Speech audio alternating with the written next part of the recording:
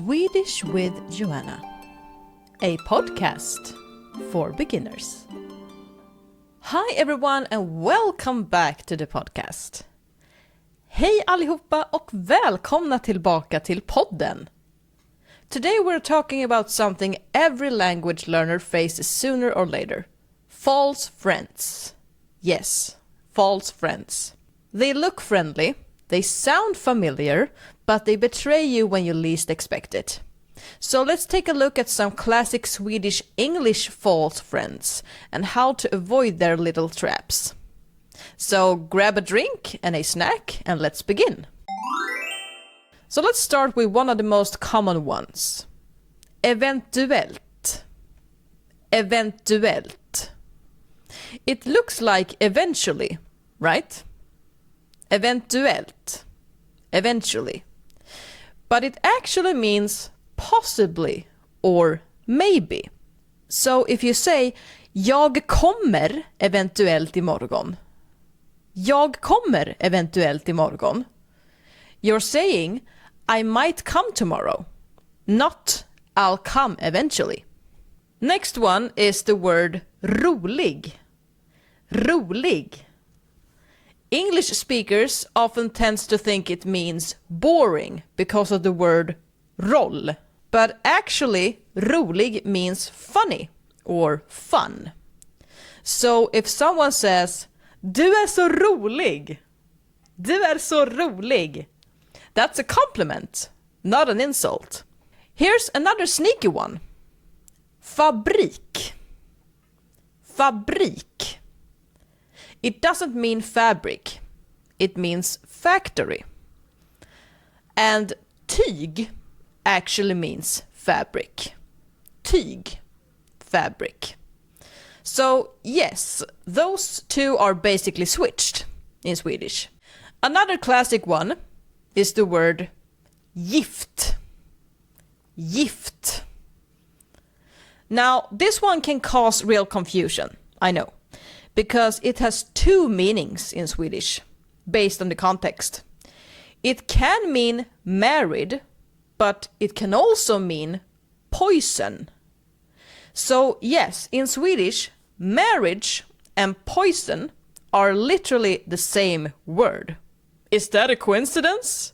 Maybe. I'll let you decide. Next, we have the word semester. Semester. In English, that's university time, but in Swedish, it means vacation. So if a Swede says, jag är på semester, they're relaxing, not studying. Another one, lärare and learners. They look similar, but the word lärare means teacher.